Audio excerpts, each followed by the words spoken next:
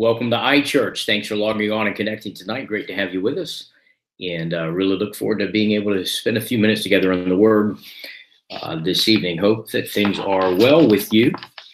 And we're in that time of year, at least here locally, where calendar says it's coming into fall, but man, it sure doesn't feel like it. Here in the Tampa Bay area, they said we set a record of 95 degrees today. Locally, that's the hottest it's ever been on this day in history here in our area since they began recording temperature. And I'm talking about that because, you know, there comes a point where mentally you're ready for a season change.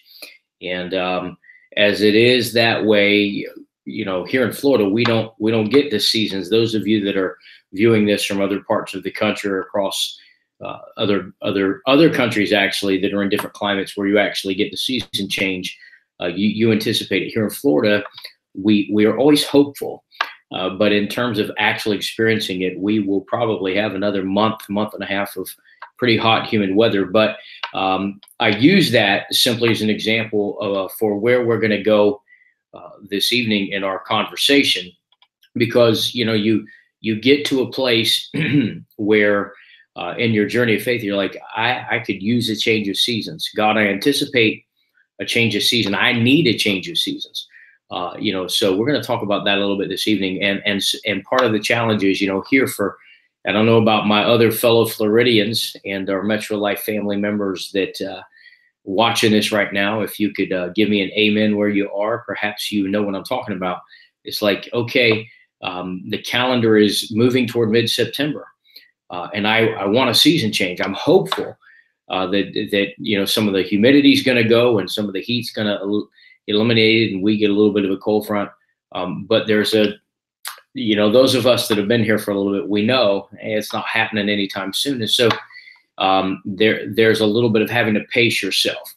And so as we've been in this series with Moses in Exodus, the book of Exodus, there's a similar dynamic. That's what I'm talking about, the season change from summer to fall, when things cool off a little bit, when the oppressive heat lifts, you get a break, and it's actually you get a fresh wind and some cool air that just really lifts up your soul. As it is naturally, you know, it is in the spirit. God changes times and seasons, Daniel said. God removes kings and sets up kings. Very important passage. You may be well familiar with it. If you're not, I want you to check it out in the book of Daniel. Daniel says God changes times and seasons. He removes kings and he raises up kings. That's very important because God is a season changer. And when we are journeying in seasons where, like I just mentioned, you know, here in Florida, man, we're ready for a season change, and yet experientially we know, hey, it's going to be a little bit. We got a little more heat to press through, you know, and so you got to pace yourself. But spiritually, it's very similar. We can go through places where we need a season change. That's really what I'm talking to you about this evening. So as we continue to move, you know, in our series and really just looking at Moses, there are some things that are essential to understand as it relates to season change, because no doubt you know what it's like to be in a place where you could use a quality season change.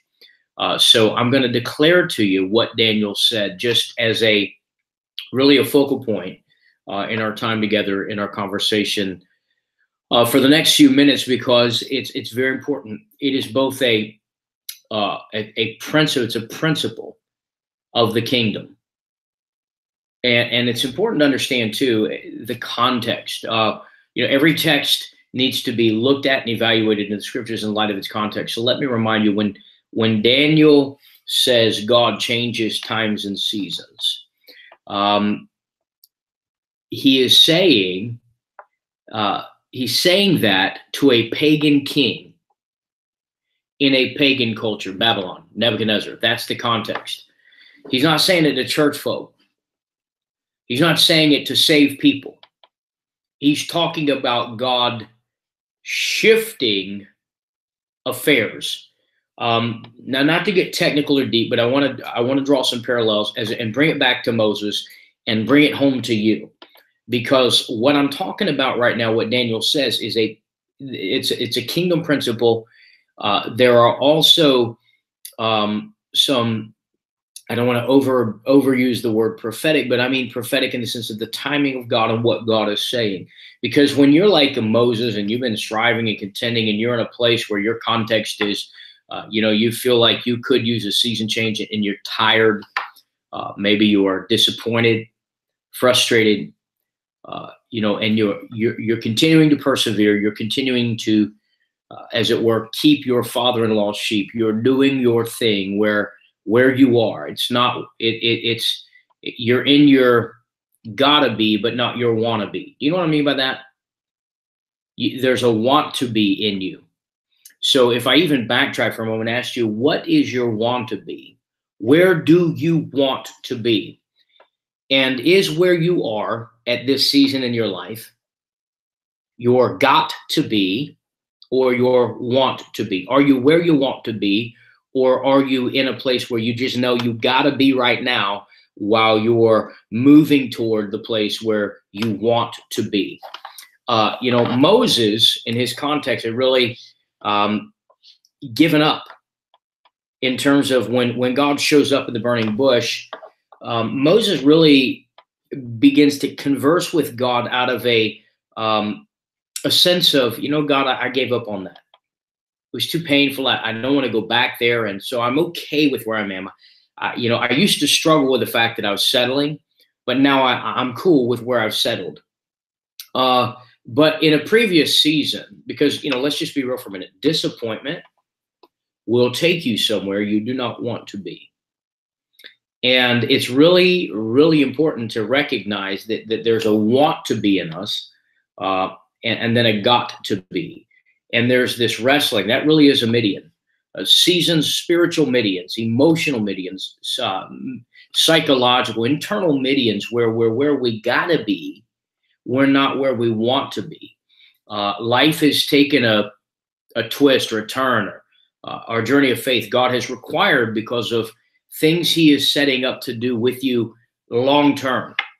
The broader context of what God is doing requires you to be in a got to be. So you end up in a Midian where you're striving, you're continuing, you're just wrestling with, I have a want to be in me. You can call it a dream, a purpose, a passion, a vision, something that God has dropped in you, and you want to be somewhere other than where you are, but yet you are where you are because you've got to be there right now. And so that's really a symbolic of Midian. Now we understand, as I've been saying, that Moses in a place emotionally, spiritually, all that stuff right now, where his journey of disappointment and wrestling and contending and feeling like he's a stranger in a strange place. Exodus chapter 2, when he has his son Gershom, he names him Gershom, meaning a foreigner, or it's really an insight that Moses saying, I'm in unfamiliar territory. I'm in a place I didn't think I'd ever be. I really don't know what went wrong that I got here. And I'm disconnected from the sense of being I used to carry, and the sense of purpose and identity and dream and whatnot, passion, purpose, vision. That's the ethos of the soul. When you've got vision, when you've got purpose, when you've got a strong sense of passion and mission, that's energy, man. That fuels your fire. But when stuff goes sideways on you and you end up in a place where you've got to be, and it's not where you want to be or where you thought you would be, disappointment can take you somewhere to where, Moses is a place where he's like, God, I used to want that, but I'm cool with not wanting that anymore. And we settle in certain places and for certain setups. And so it's very important to understand, and this is really what I want to talk about, is what God is doing, because there are going to be some times in your gotta be where you're really going to question and wonder if God's done with you. You're going to question and wonder if it's over. You're going to question and wonder because things in your got to be, where you got to be, doesn't look anything like where you want to be. And that can really create some anxiety in your faith, in who you are, it introduces and invites a whole host of issues that you now begin to have to deal with, try to manage and contend with while you do life and manage all the other responsibilities you have while you're trying to resolve those deeper questions. And really there's no resolution. And so you're in your got to be. And I know, in our conversation right now that there are those that you're in a got to be, but it's not where you want to be. And God's got a solution for your dilemma. God's got an answer for your wrestlings. And again, it comes back to Daniel chapter 2. So let me actually read Daniel chapter 2, beginning in verse 19. Then the mystery was revealed to Daniel in a night vision. And Daniel blessed the God of heaven. And Daniel said, now remember, Daniel is not in Israel. He's in Babylon. He's not in his wannabe. He's in his got to be. God's got a way. Just let me sidetrack for a minute and tell you this, because this is very essential to your knowing that where you are, even in your got to be, is not over. Your enemy does not have the pen. He isn't writing your story. Pharaoh wasn't writing Moses' story. Circumstantially, in terms of the broader context of where Daniel and his friends were, it looked like Nebuchadnezzar was writing their story, but God. Paul said in the book of Hebrews, Jesus, that we look to the author and finisher of our faith. Jesus is called the author of our faith. Let me suggest to you that the pen of your outcome, the pen of your story, even in your got to be, is still being written in ways that you can't see. Your enemy does not hold the pen. God gives Daniel a vision. God interrupts him in the night and gives him a revelation about what he's doing in the broader context in a pagan environment. For those of you that are in life contexts and situations where there is a kingdom in you, but the broader place where you're doing life is contrary. It's contrary to your hopes. It's contrary to what you're going after, the season you're in, the dynamics you're contending with or wrestling with, whether they're external situations or internal questions, and the general season you're in spiritually. Or maybe like Moses, you feel like a foreigner. You're in unfamiliar territory.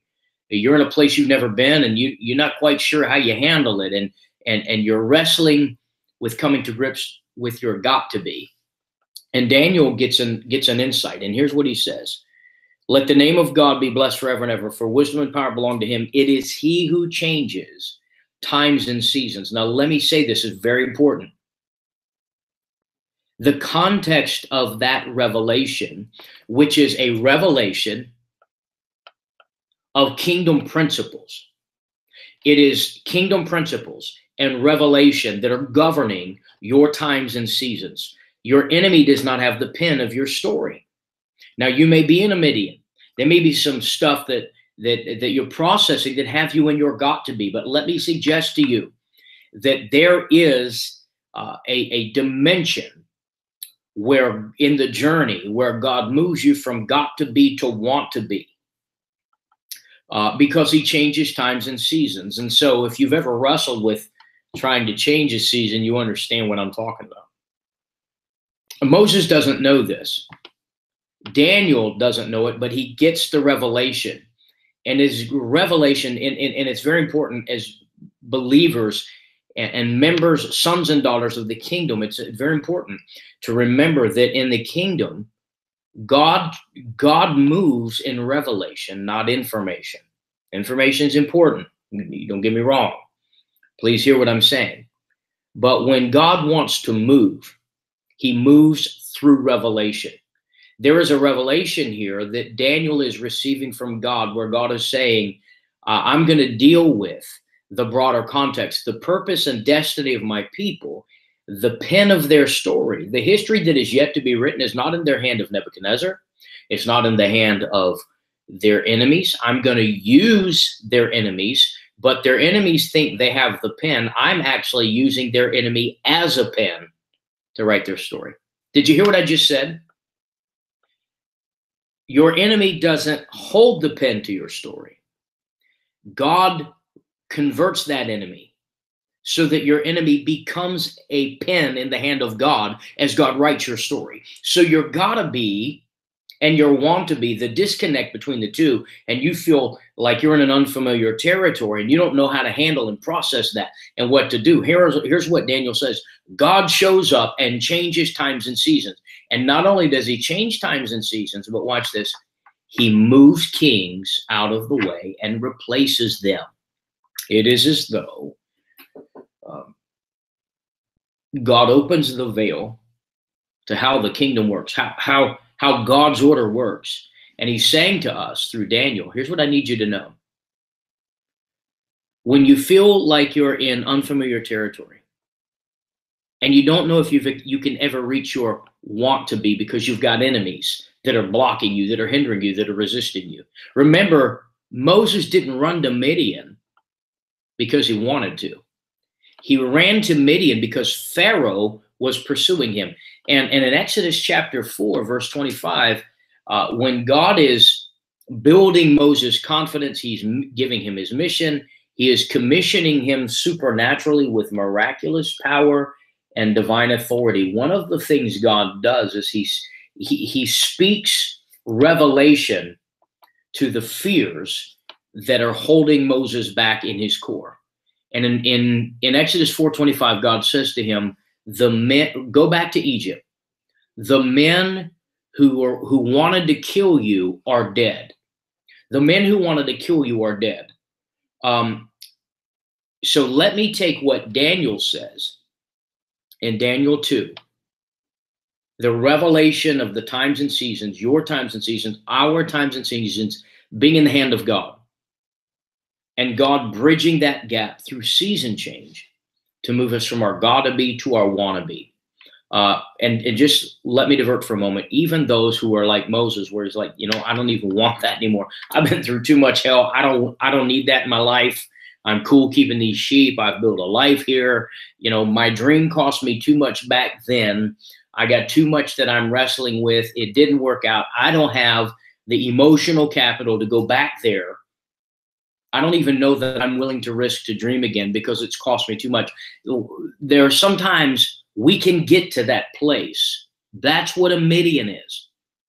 And what I'm saying to you right now is, if you're there or when you're there, understand that it is not the pharaohs that have driven you there.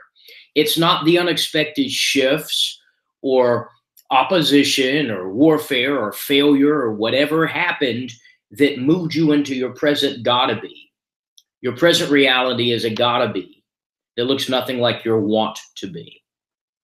And what God does in the burning bush is he shows up and he says to Moses, in a nutshell, I've changed your season because I'm the God who changes seasons. And by the way, I've removed the kings that tried to kill you. Let me tell you what that means when he said, the men, go back to Egypt, because the men who wanted you dead are dead. It speaks to a couple of things. First of all, when we're wrestling and we are in our gotta be, God's preserving the integrity of our future. God has been preserving the integrity of your future while you've been wrestling in the place you've got to be, even though it may not look like the place you want to be or even thought you would be. I think if we'd be real for a minute, we'd say we all know what it's like to think at certain seasons, if we're discouraged, if we're frustrated, or just dealing with a lot of stuff, where we can kind of take a deep breath and sigh heavily and say, you know what? I thought I would be farther along than I am right now. Or by this season of my life, I thought I'd be farther along. And that's what it's like when you're in a got to be. I've got to be here. Moses had to be in Midian. Midian was his got to be. It wasn't his want to be. It was his got to be. So God has been, and you need to know this, God's been preserving you in your got to be. God hides us in unfamiliar territory so that our enemies cannot find us, so that God can preserve us, so that we end up outlasting the enemies or the circumstances or the dynamics that want to take us out in terms of not getting to our want to be. And so when God shows up to him, God is talking to him, and he's doing it in a way that is the exact same revelation he gives Daniel in Daniel chapter 2 when he says, I change times and seasons. God shows up and sets that thorn bush on fire as a way to show Moses his season had changed. Now, here's what I want to encourage you with in the next several minutes before we're done. God's got a way when you feel like you're stuck in your got to be of changing a season unexpectedly. When Moses comes to the bush, he'd been to that bush before, many times, in fact. It wasn't his first trip to Horeb. It wasn't his first time in that territory. He knew by experience that he could take his father-in-law's sheep there to feed them because he knew it would be a place where they could be fed. So it wasn't his first trip. He'd been there before, but this time was different. It speaks to coming into unexpected moments where we discover God is changing a season. We didn't know it was time to change. God changes times and seasons. Let me say this to you this evening. In your got to be, there's already a season change that's been appointed. And when seasons change, everything that drove you into the season begins to shift so you can come out of it. God uses season changes to give us Exodus events. Started talking about that a little bit Sunday morning, using the term Exodus events. And an Exodus event is simply God showing up, getting busy on your behalf, getting busy in your situation, dealing with the larger dynamics that have driven you to the place of restriction, disconnectedness, unfamiliar territory, and feeling confined in your got to be, and feeling like you'll never get to where you want to be. And God shows up and changes times and seasons. They are unexpected moments. Exodus events are when God deals with the enemies that have thought they had jurisdiction over your outcome. They thought they had the pen in their hand, not realizing they were the pen in God's hand, because God was writing your story in a way that nobody, including your enemy, was even aware of. By enemies, I'm talking about whatever scenarios that are contrary to what God wants to do and has promised to do with you. I'm no doubt I'm talking in this conversation right now to people that have some very distinct promises or prophetic moments. You had a prophetic event, but it didn't become an Exodus event. Not yet. So that's part of the mix of your wrestling, in fact, because you know better. You know you were made for your want to be. God's talked to you about your want to be. He's ingrained it in your identity. What you see when you dream looks nothing like what you see when you open your eyes. What you see when you hope, what you see when you pray, what you see when you really bring it back to the book and saturate in what the Holy Spirit is saying to you. It looks nothing like the world you're moving in right now. It looks nothing like your Babylon. It looks nothing like your Midian. What God's put in you doesn't look anything like Pharaoh or Nebuchadnezzar owning your outcome. That's because they don't. So God changes times and seasons. He brings Moses. Moses doesn't know, and this is the point that I want to drive home. Moses doesn't know he's coming into an Exodus event. God brings us to Exodus events. He changes times and seasons. Suddenly, without expectation, we step into a moment that's a God moment that becomes an Exodus event. It's a doorway out of our gotta be that opens a pathway into our want to be. And not only do you have a want to be, but there's a place, that place in you that God's created of hope and dream and purpose and vision and passion that you carry that frustrates you at times because there's a seemingly disconnect. It's like two different universes. My wannabe is here and my gotta be is here, and I don't know how to make them. You need a season change, and God changes time. Your enemy doesn't own your season. Your enemy doesn't dictate your season. Your enemy has an expiration date. Pharaoh had an expiration date. He drove Moses. But God says to him, Moses, I want to free you from your greatest fear. The things that drove you here are no longer in effect. I've broken the jurisdiction of your enemy. So the dynamics that have kept you in your gotta be are no longer in effect. I need you to move in faith.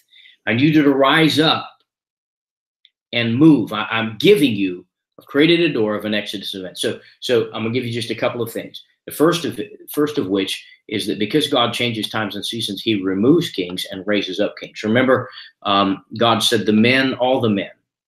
So not only Pharaoh, but every political connection Pharaoh had, every military connection Pharaoh had, all of the hierarchy of those who were connected to the Pharaoh that drove Moses into the wilderness, they're all dead.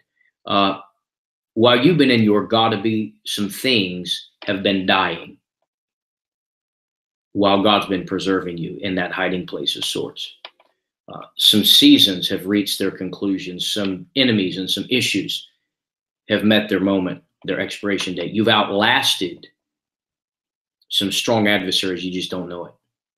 And God's going to begin giving you some Exodus events, some awarenesses that the defiers and the deniers of your want to be, your need to be, you're supposed to be, God is stripping them. He changes times and seasons. He removes kings. He removed them. He's saying to Moses what he said to Daniel, just in different form. I've removed the restrictions that have hindered your ability to move in what I created in you 40 years ago. It's now your time to move forward. Those old issues, those old enemies, those old dynamics are no longer in effect. The second thing is that we have a tendency, or God has a tendency rather, to move things out of the way in a way where he uses divine appointments to cancel the disappointments that have driven us into our got to be.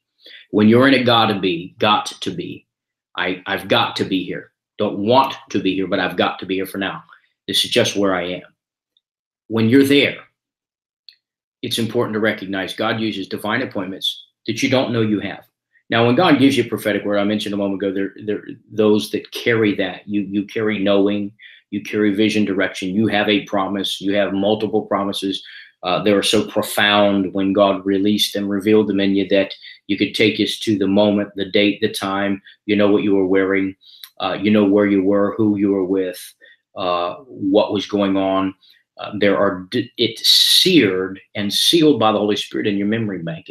It was not just a memory. It's an imprinting on the inside of you by the Spirit of God, because it's so profound, because of its legitimacy. So you carry that, but you have an expectation of a want to be and what God's going to say. But what you don't know is that God's got divine appointments assigned to those awarenesses and those old events, those old moments you've had. There are divine appointments, and God uses, when he changes times and seasons and removes things to raise up new things. He removes old barriers to raise us up out of our Midians. Then what he does is he uses divine appointments to cancel the disappointments. There's some disappointment that we wrestle with greatly. Moses is really in Midian, is wrestling with tremendous disappointment for 40 years. That's part of his argument with God. We've talked about that. And just reminding you, because it's important to really reinforce that, to strive and contend with disappointment. Hear me on this. God uses divine appointments. The burning bush is a divine appointment. The conversation.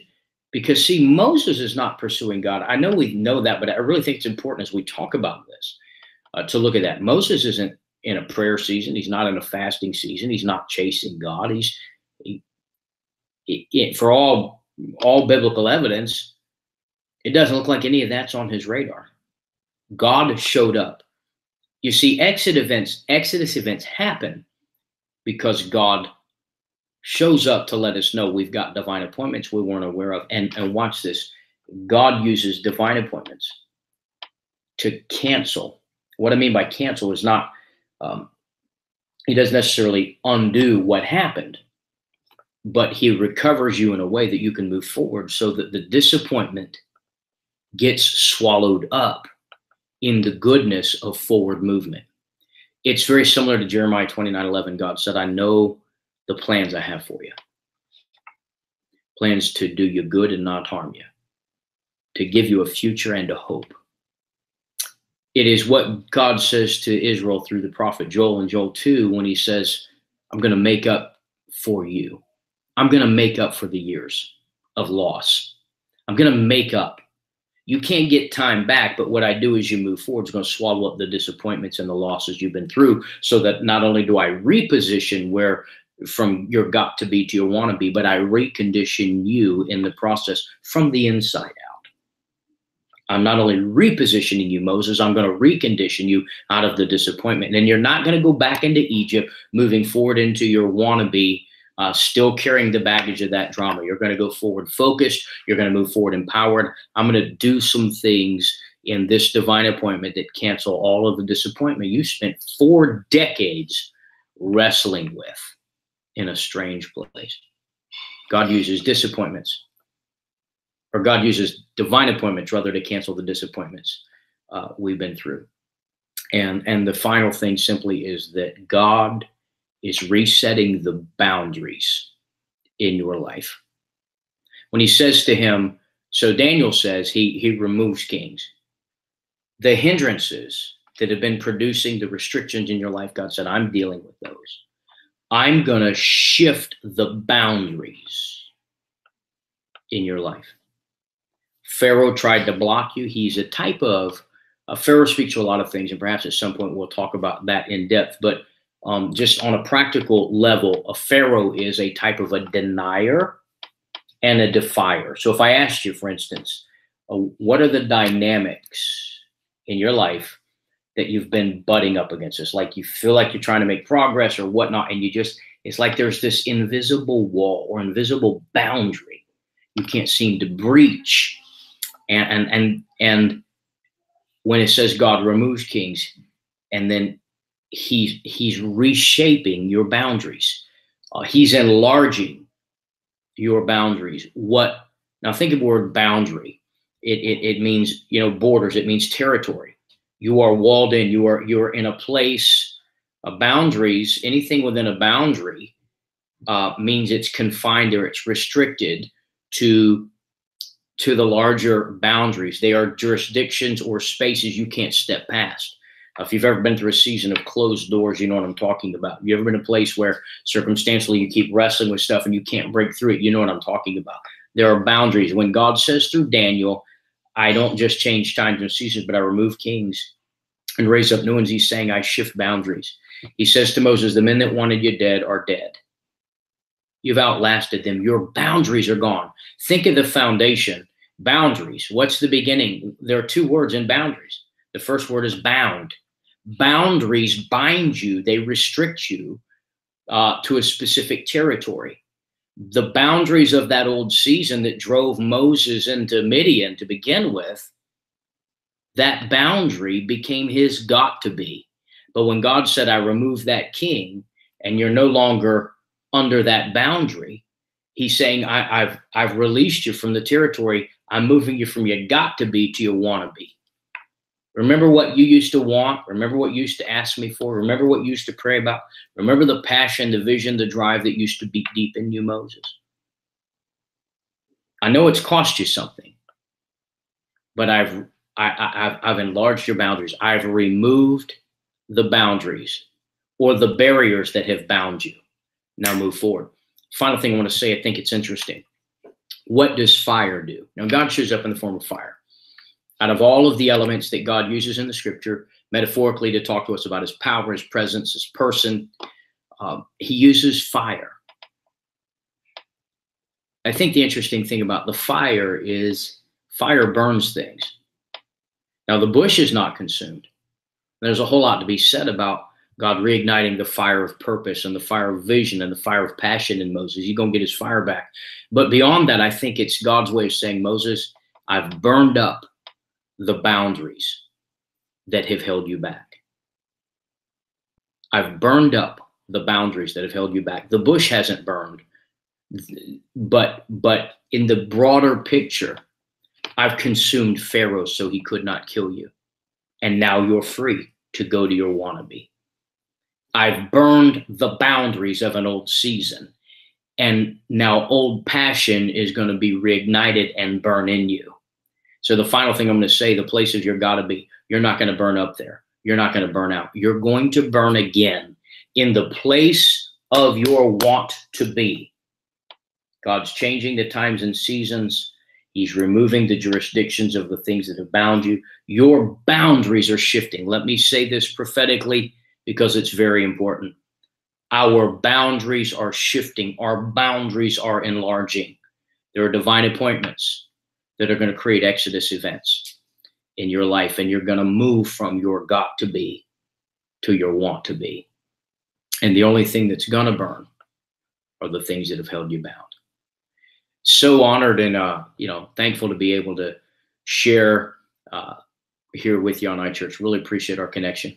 And on a practical level, we talk about these things, and I'm so thankful that that we belong to the God of the supernatural. God is supernatural. So much of what he did with Daniel in Daniel 2 there, and the vision and the revelation, and what he does with Moses in Exodus 3 and 4, it's supernatural. And I'm so thankful that we are not without hope when we are really wrestling with a lot of practical and natural issues. And God gets supernatural in our situation and builds us back from the inside out. My prayer for you today is that if you find yourself in a got to be that looks nothing like your want to be, and it's wearing you out, there's warfare assigned to that, it's stressed you out, maybe you're discouraged, maybe you're just battling or being battered by one disappointment after another. Let me say to you, my prayer for you in total expectation is you're going to see the supernatural intervention of God, even in the natural processes of your got to be. And I'm telling you, God's not going to abandon you in your got to be. He's going to remove the boundaries and reshape the boundaries in your life so you can move from got to be to want to be. And there are divine appointments you're going to experience that'll cancel the disappointments you've been wrestling with. Thanks so much for connecting. As I tell you all the time, I love you. Thank you for your connection here. I really do value you. I really do appreciate our connection, our church family. I just want to say to you, you great men and women of God, I want to just bare my heart to you. I love you and thank you for having opened and availed your heart to me and my family, for loving us and receiving us, and being the good, godly, kind men and women of grace who are great. And together we are headed to great things. And I just love you and thank you. There are those of you that are watching right now. You're not part of our local congregation, but you've been long-term connections, relationships, and friends that we have. We have relationship that has developed over the years, and you stuck with us through our journey. And I want to thank you for that. Connection matters. Your presence here, your connection, your continued connection is a sign of honor and respect. It's a reflection, whether you're part of our local family or your extended online faith community, but you've stayed connected to part of the vision of what God is doing here. I just want to tell you, it is a reflection, guys, gals, men and women, of your character, of your integrity, of the fruit of your faithfulness. And God's going to reward you for that. Love you so much. Really look forward to Sunday morning at Metro Life Church. By the way, if you're not local, remember you can stream. You can live stream. We will be live streaming again this Sunday morning, 10 a.m. Eastern Standard Time. MetroLifeChurch.us is the website. You can live stream there, or you can also catch us on the app at Metro Life Church FL on the app stores, and just click on Metro Life MLC Live, and that'll be the live stream. Until we're together again, either Wednesday or next Wednesday night for our iChurch connection, and then this coming Sunday morning at 10 a.m. I love you. Be blessed. Your got to be is going to have to give way to your want to be. See you soon.